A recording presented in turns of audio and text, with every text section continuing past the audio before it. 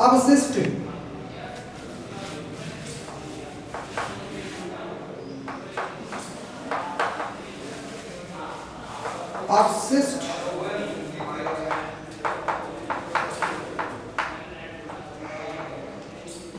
पदार्थों को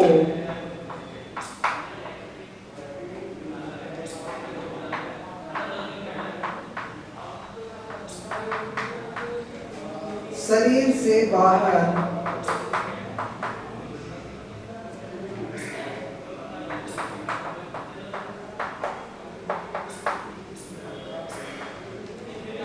निकालने की क्रिया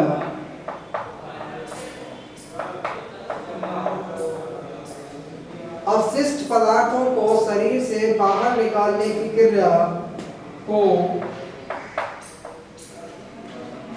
कहते हैं।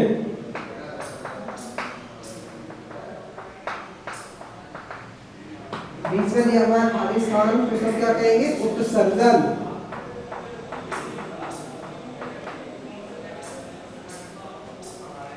ठीक है, तो अवशिष्ट पदार्थों को शरीर से बाहर निकालने की क्रिया को क्या कहेंगे हम? उत्सर्जन।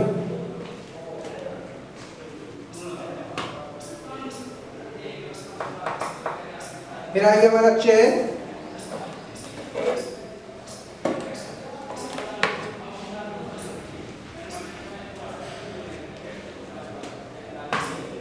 इसमें रह लेंगे पादप,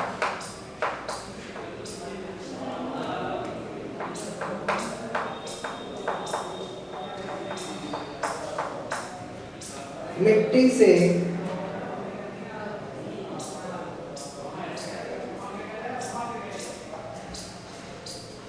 पादप, मिट्टी से, फिर क्या हमारा खाली स्थान,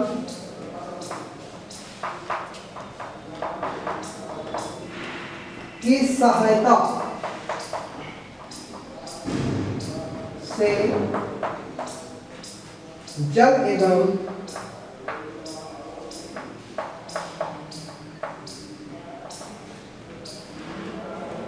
खनिज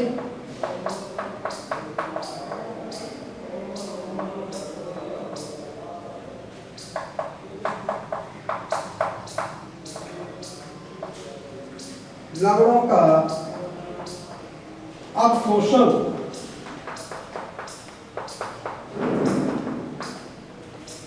खनिज लवणों का अवशोषण करते हैं।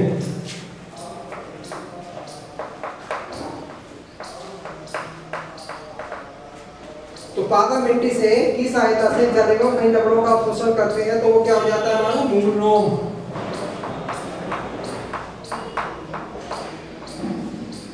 ठीक है, तो इस प्रकार से हमारा प्रश्न जो तीसरा वो कंप्लीट हो गया। एक बार बता दो, यहाँ पर भोजन से हमें कार्य करने के लिए क्या मिलती है? ऊर्जा। तो यहाँ पर क्या लिख देंगे? यहाँ पर ऊर्जा। ठीक है, इसी प्रकार से सभी जंतु, मैंने बताया था यहाँ तथा पौधे लिखा हुआ था, लेकिन तथा पौधे हमने यहाँ पर हटा दिया क्योंकि यहाँ पर दोनों बातें बराबर हो रही थी। ठीक है, इसलिए हमने एक बात को यहाँ से हटाया है। तो सभी जंतु श्वसन की क्रिया में कार्बन डाइऑक्साइड गैस बाहर निकालते हैं।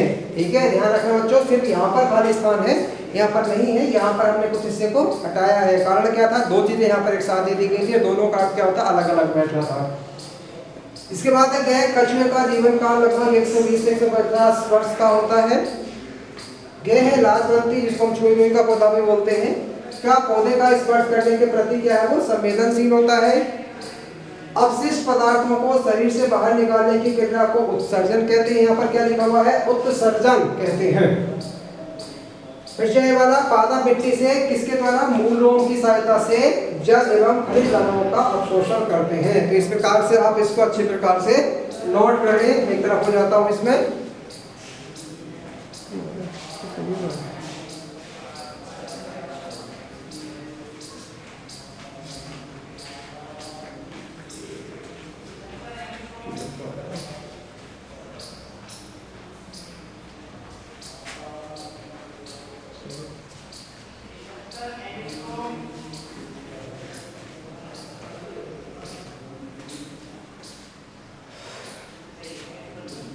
तो बच्चों मैं समझता हूँ कि आपने इसको नोट कर लिया होगा।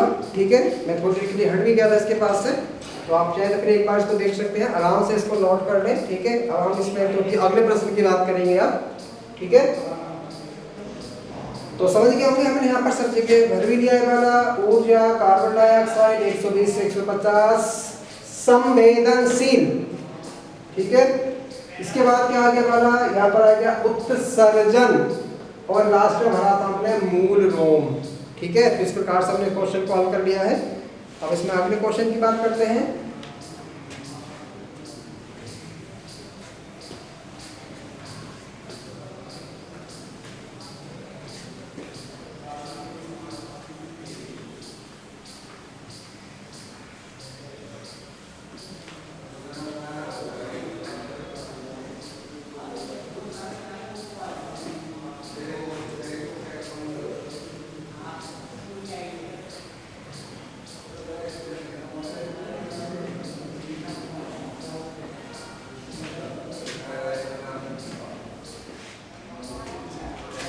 अब ले लेते हैं प्रश्न नंबर 4, मिलान करने के लिए इसने हमसे कहा है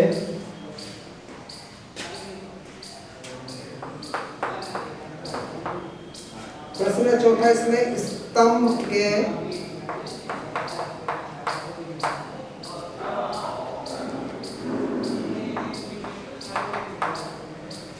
तत्व का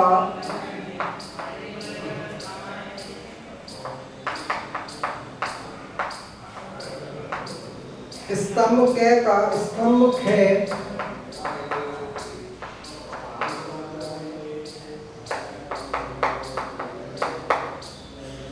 से मिलान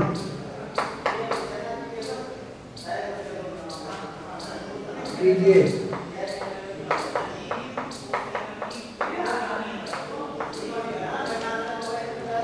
ये हो गया वाला स्तंभ कै का स्तंभ खे से मिलान कीजिए। तो हमारा प्रश्न चौथा है वाला, स्तंभ कै देख लेते हैं क्या क्या दिया हुआ है, और साथ में जो हम लेंगे वो उसका आंसर लेते चलेंगे वाला, ठीक है। कि जो हम करेंगे ऐसा करके मिलान नहीं करेंगे, बल्कि आंसर को डायरेक्ट इसके ठीक सामने लेंगे।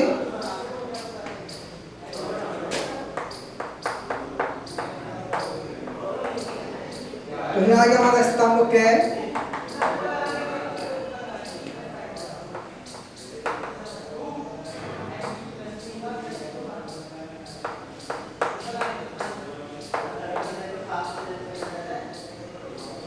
तो आ गया मेंढक,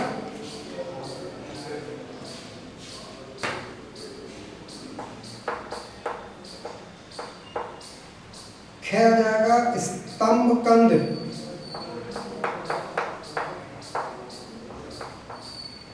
स्तंभ कंद,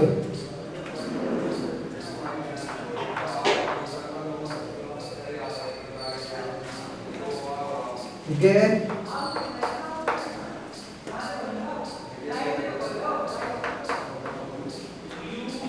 unused,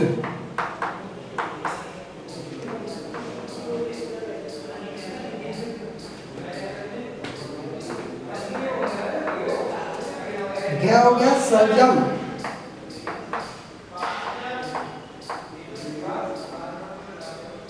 सलजम, उदय हो गया इसमें प्रजनन,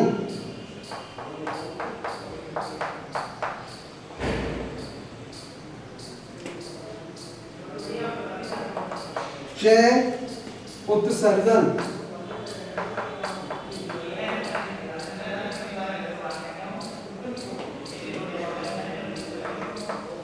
क्षय संवेदनशीलता, संवेदनशीलता,